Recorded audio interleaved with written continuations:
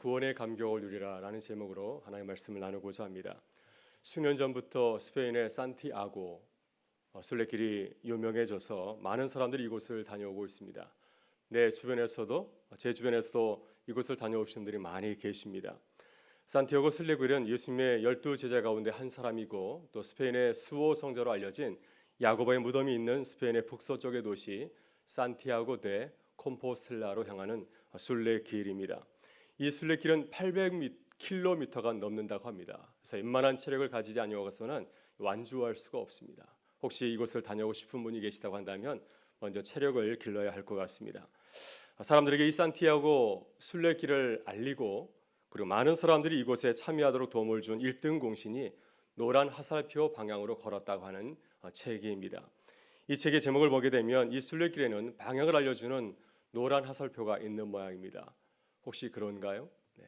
그래서 이런 화살표가 있는 것 같습니다. 이 책의 저자 서영은 저자는 소설가이자 시인인 김동리의 세 번째 아내가 됩니다. 서영은 작가는 66세에 산티아고 순례길을 다녀왔는데 이 순례길을 걸은 그 결과를 이렇게 소개하고 있습니다.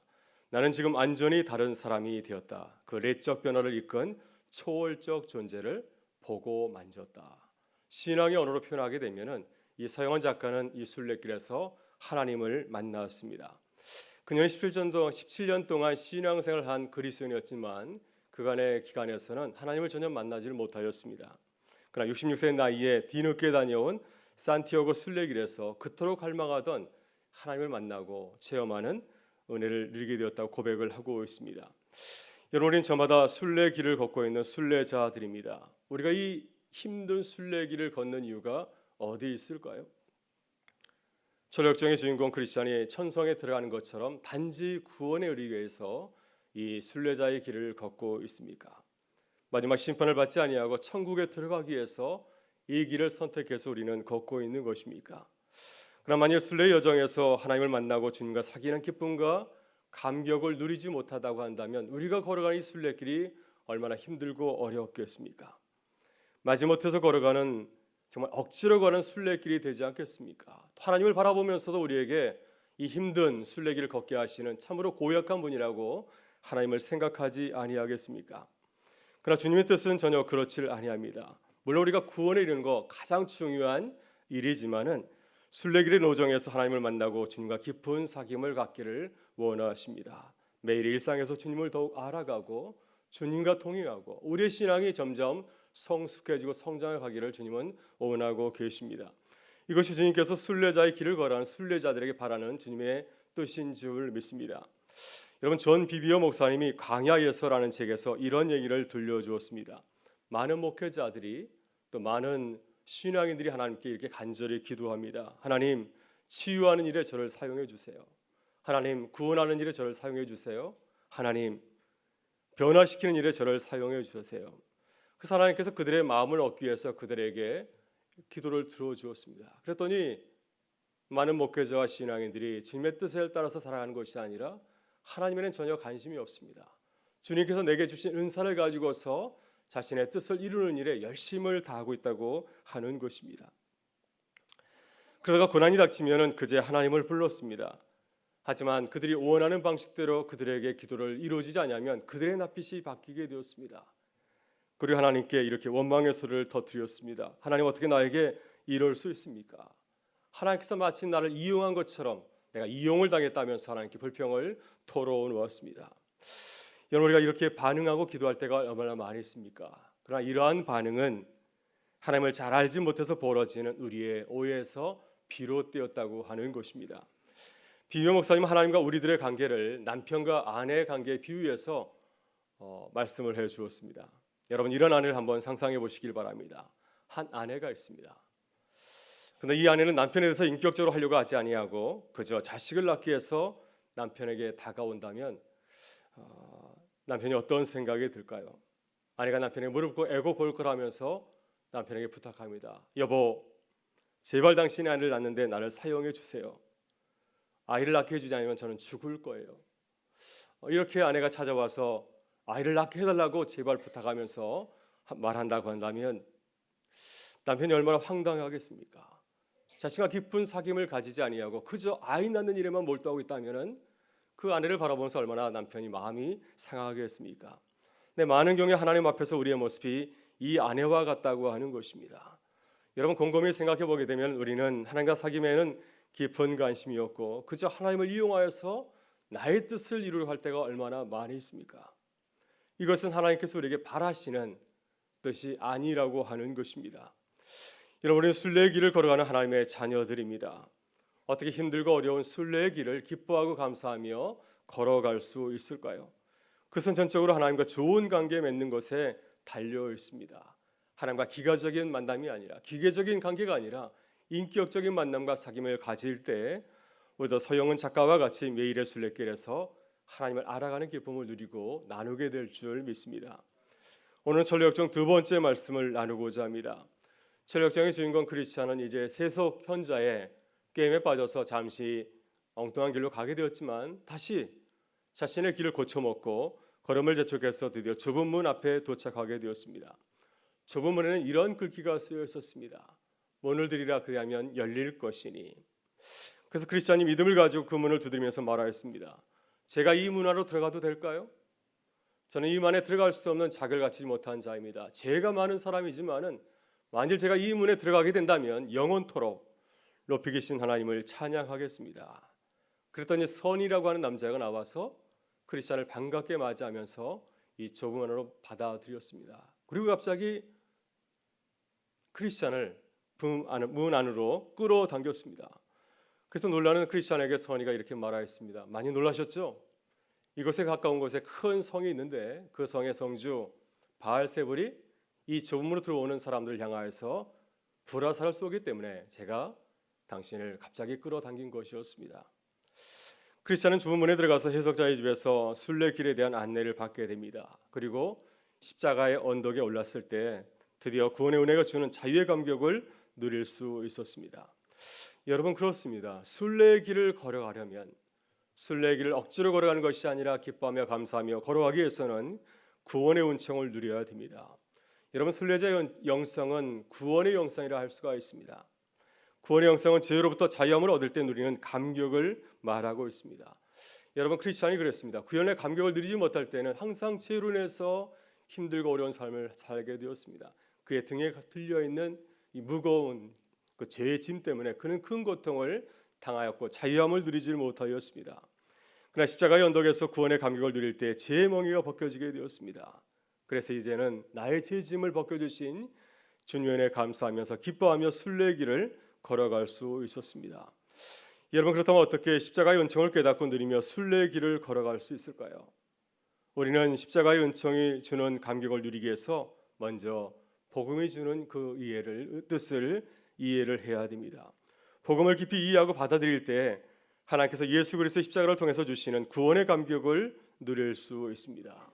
그래서 천리역정을 보게 되면 크리스찬도 먼저 해석자의 집에서 복음에 대해서 깊이 알게 되었습니다. 말씀을 통하여서 복음이 무엇인가에서 깊이 알게 되었습니다. 그리고 이제 그가 십자가의 언덕에 오르게 되었을 때 그리스도의 십자가의 놀라운 은혜를 경험하고 누리게 되었습니다. 오늘 크리스찬에게서 순례자의 두 번째 영성, 구원의 영성을 배우고 나눌 수 있기를 바랍니다. 첫째, 우리는 복음의 필요성을 깨닫고 복음의 능력을 알아가야 됩니다. 오늘 우리가 함께 읽은 누가복음 23장의 말씀을 보게 되면은 십자가에 달린 죄수 이야기가 나오고 있습니다. 예수님의 좌우편에 달렸던 두 죄수가 있었습니다. 한 사람은 예수님을 불평하였지만은 한 사람은 복음의 필요성을 깨닫고 예수님에게 어떻게 대하였습니까? 본문 40절과 41절을 보게 되면은 예수님을 비방하는 그 죄수에게 자신의 그 동료 죄수에게 그는 이렇게 말하였습니다. 다시 한번 40절과 41절을 읽어보겠습니다. 하나는 그 사람을 꾸짖어 이르되 내가 동일한 정죄를 받고서도 하나님을 두려워하지 아니하느냐? 우리는 우리가 행한 일에 상당한 보응을 받는 것이니 이에 당연하거니와 이 사람이 행한 것은 옳지 않는 것이 없느니라 하고. 여러분 무슨 말입니까? 우리가 죄를 짓고 십자가에 달려 죽는 것은 당연한 일이지만은 이 예수는 우리와 다르다고 하는 것입니다. 이 사형수는 비록 흉악범이었지만 나와는 전혀 다른 예수님에 대해서 관심을 가지고 바라보았습니다. 이렇게 복음에 대해서 관심을 가지고 바라봤기 때문에 그는 구원의 감격을 누리는 십자가의 자리로 나아갈 수가 있었습니다.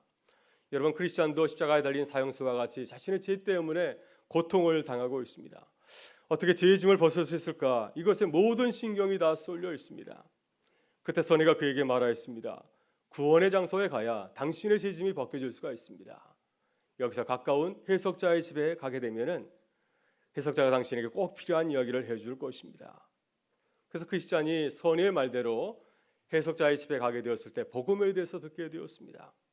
복음의 능력에 대해서 해석자가 크리스찬에게 알려주었습니다. 여러분, 해석자의 집에는 여러 개의 방이 있었는데 이 방을 통하여서 복음의 의미를 이 크리스찬에게 가르치고 전해 주었습니다.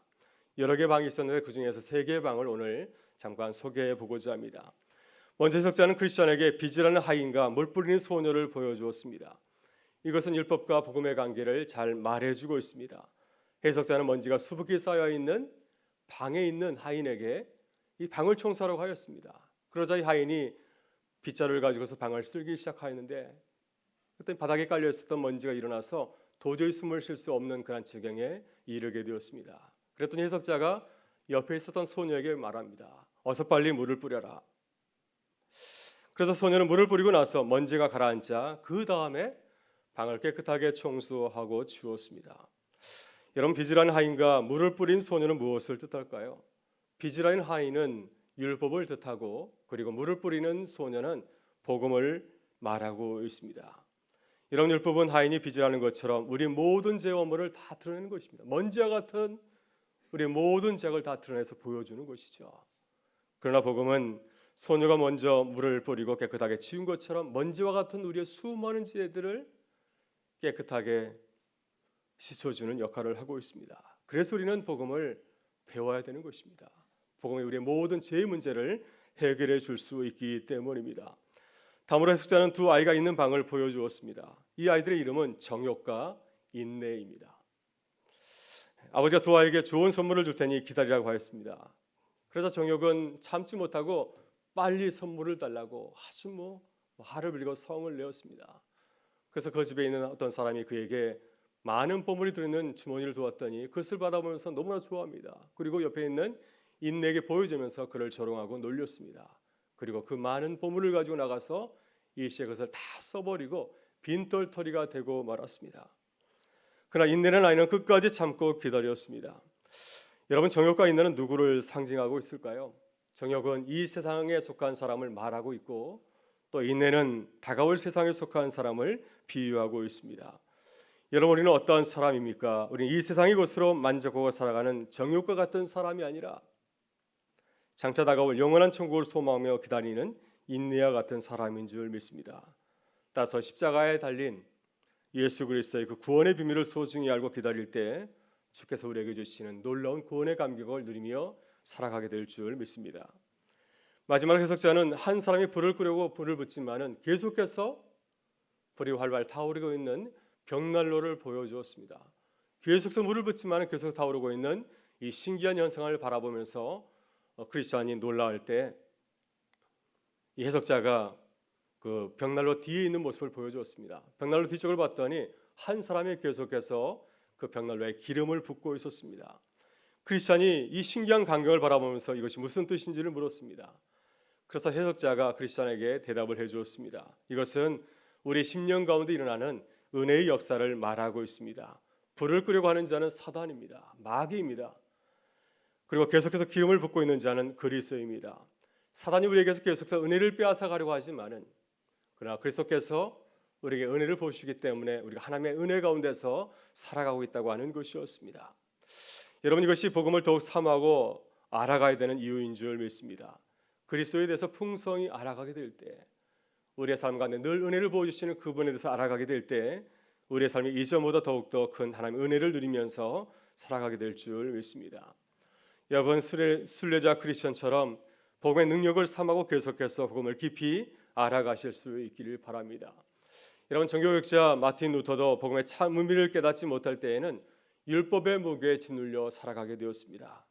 그는 청년 시절에 가까운 친구가 벼락에 맞아 죽는 것을 그 장면을 목격하게 되었습니다. 그 순간 그는 진노하신 하나님을 보게 되었습니다.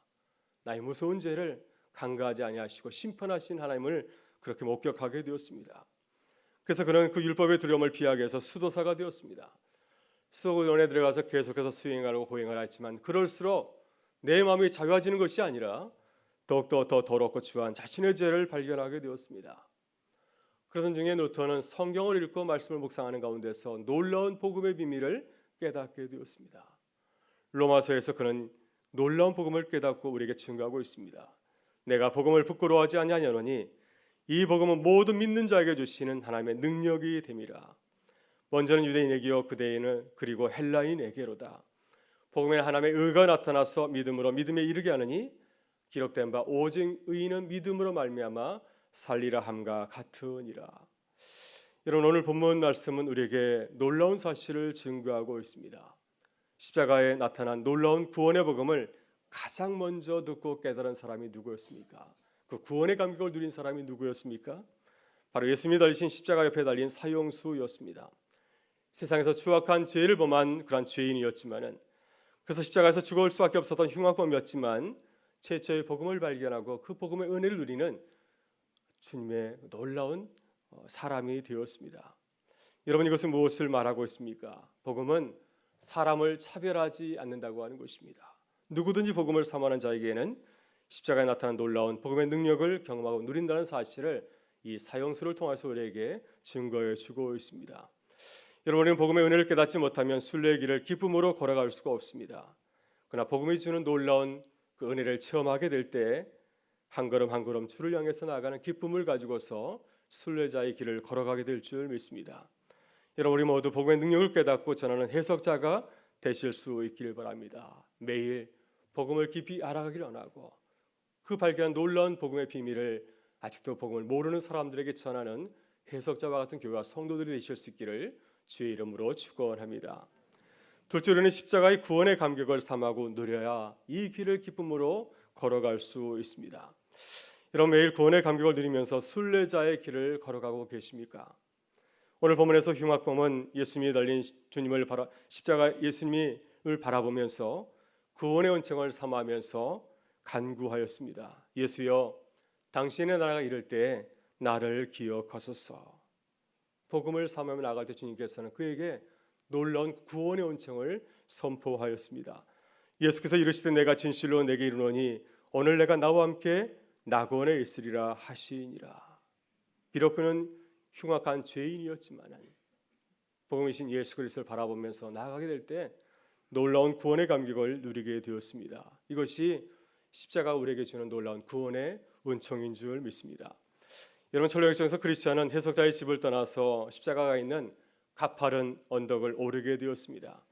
이 언덕길 양쪽으로 구원이란 담이 둘러져 있었습니다. 그는 등에 있는 크고 무거운 짐 때문에 언덕에 오르는 것이 무척 힘들고 어려웠습니다. 그러나 마침내 이제 언덕 마지막까지 올라가게 되었을 때 그곳에는 십자가가 서 있었고 아래쪽에는 무덤 하나가 있었습니다.